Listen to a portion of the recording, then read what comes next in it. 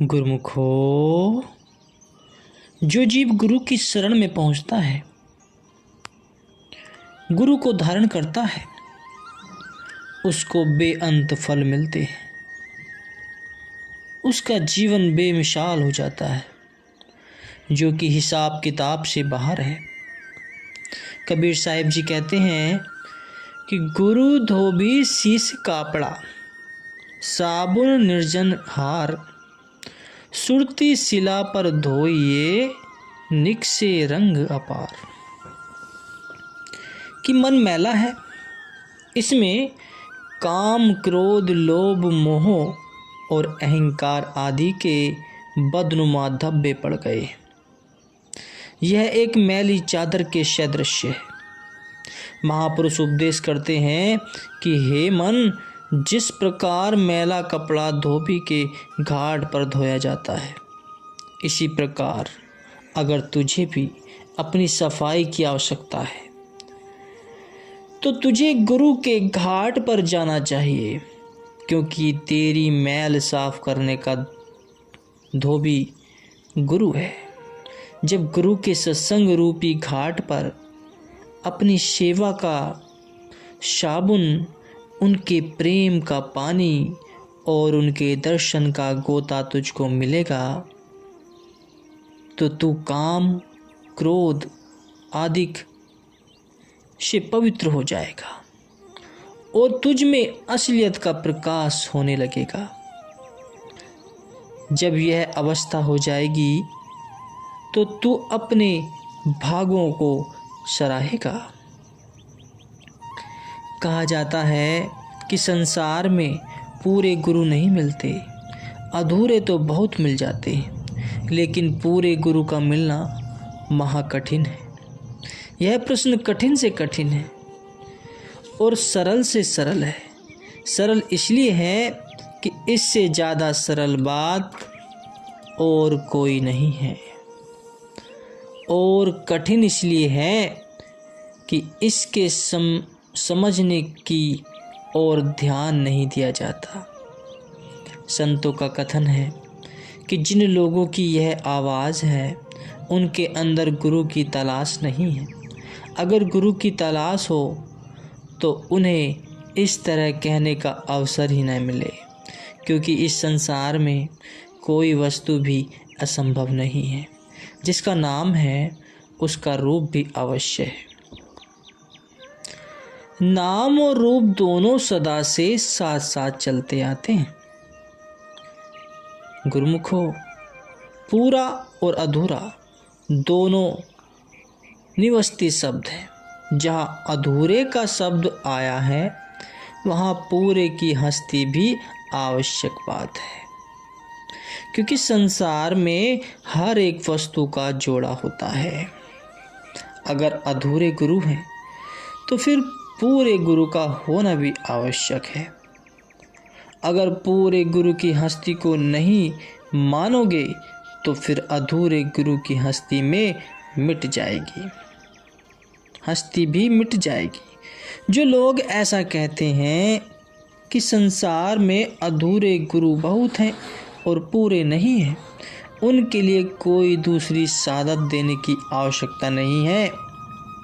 उनकी अपनी आवाज़ ही इस बात को परिपक्व करने के लिए गवाह और सबूत है कि पूरे गुरु संसार में अवश्य मौजूद हैं। क्योंकि जब वे अधूरे गुरु की हस्ती का होना मानते हैं, तो फिर पूरे गुरु की हस्ती से इनकार कैसे कर सकते हैं। हाँ गुरुमुखो, अगर उन्हें पूर्ण गुरु का मिलाप नहीं होता तो इसका मतलब या तो यह हो सकता है कि उन्हें गुरु की ज़रूरत नहीं है, क्योंकि अगर ज़रूरत होती तो फिर कोई कारण नहीं था कि उनकी ज़रूरत का सामान कुदरत उनको न पहुंचाती। अगर यह भी मान लिया जाए कि ज़रूरत उनको है, तो फिर दूसरा उत्तर इसका यह है कि उनमें हिम्मत नहीं है और न ही पुरुषार्थ है।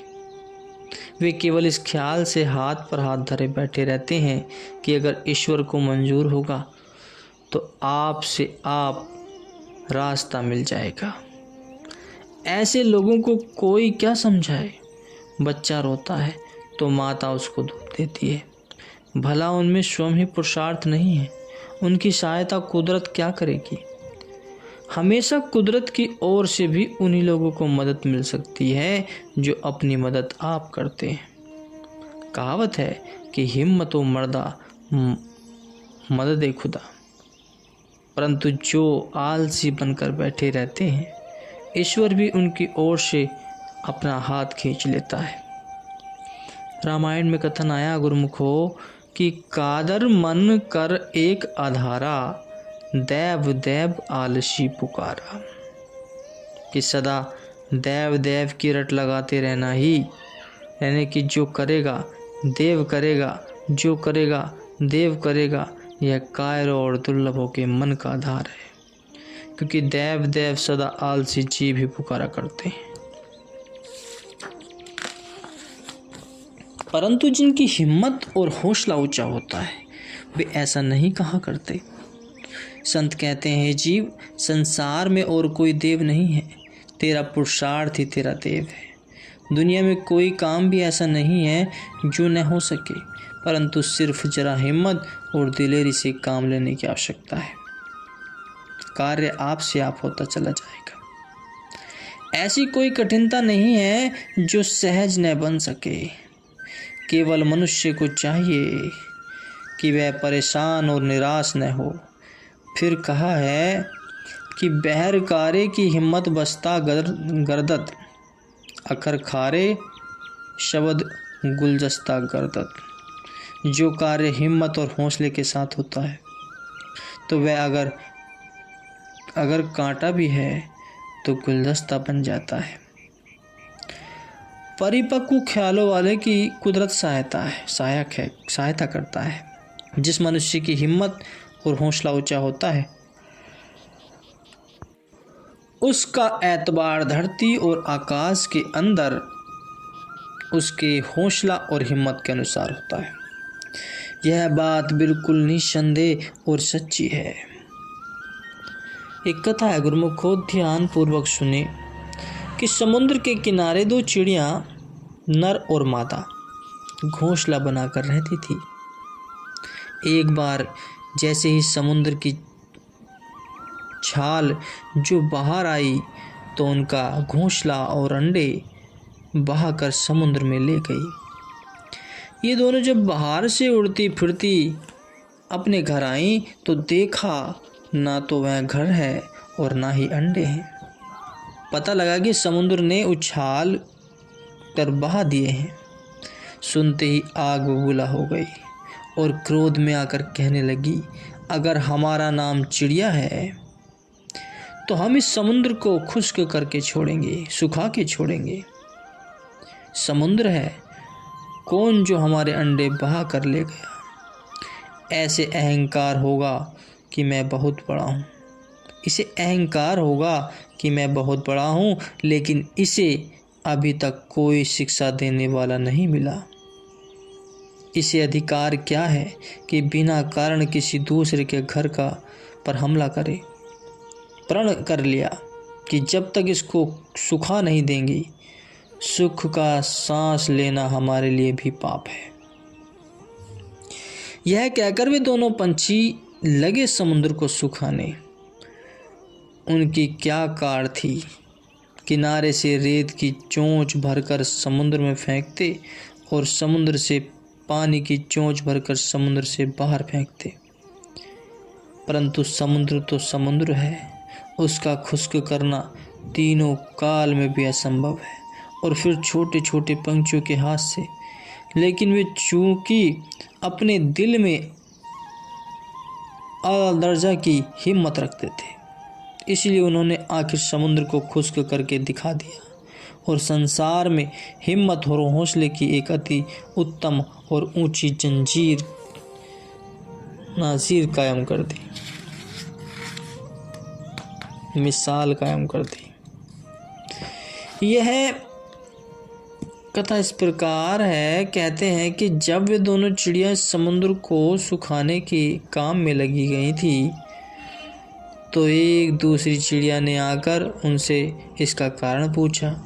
उन्होंने उत्तर दिया, समुद्र हमारे अंडे बहा ले गया है, हम इसे खुश्क करती हैं। उसने कहा, यह काम तुम्हारे से क्या, सारे संसार की शक्ति से बाहर है। इस ख्याल को छोड़ो और मुफ्त में अपने जीवन को नष्ट न करो। उन्होंने उत्तर दिया, हम इस प्रकार का उपदेश सुनने के लिए तैयार नहीं हैं। यदि तुझसे कुछ हो सकता है तो हमारे साथ लग जा, नहीं तो पीठ दिखाकर भाग जा। हमको ऐसे कायर और कमज़ोर ख्याल वाले के साथ विवाद करके अपना समय नष्ट करना मंजूर नहीं है। उनकी इस प्रकार की ऊंची हिम्मत और दिलेरी का कुछ ऐसा प्रभाव उसके मन पर पड़ा कि वह अपने ज्ञान उपदेश करना सब भूल गई और उनके साथ मिलकर वह भी चोंच में रेत भर भर कर समुद्र में डालने लग गई। एक एक और 2 11 होते हैं, परंतु यह तो 3 हो गई।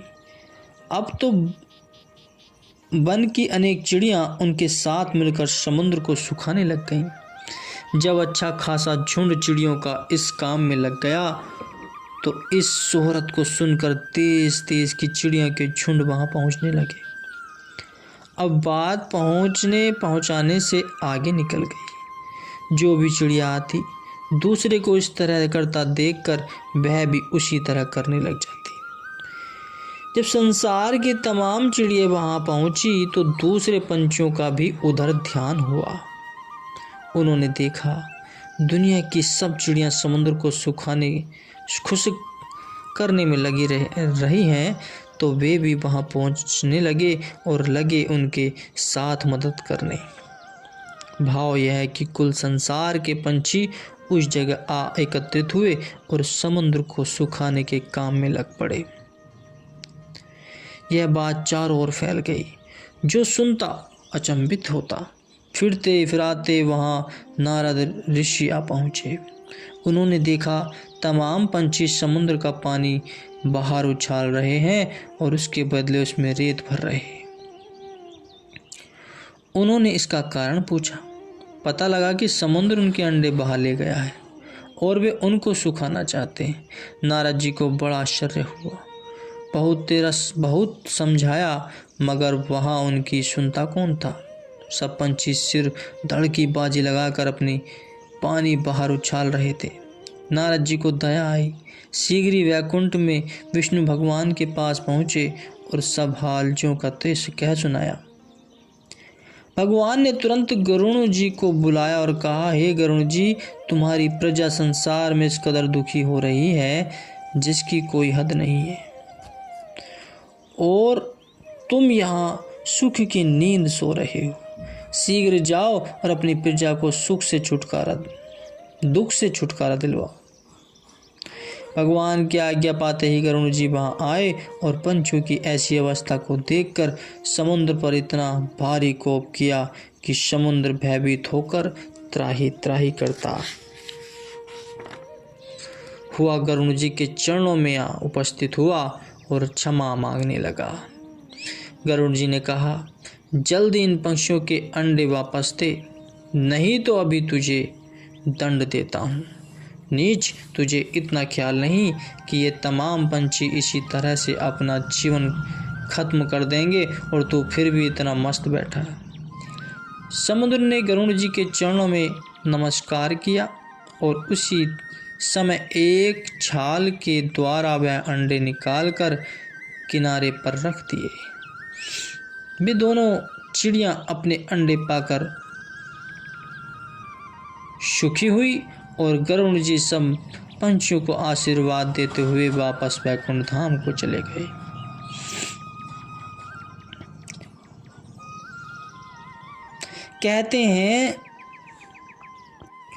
कहते हैं जो मनुष्य हाथ पर हाथ धरकर बैठा रहता है उसमें ताकत नहीं आती।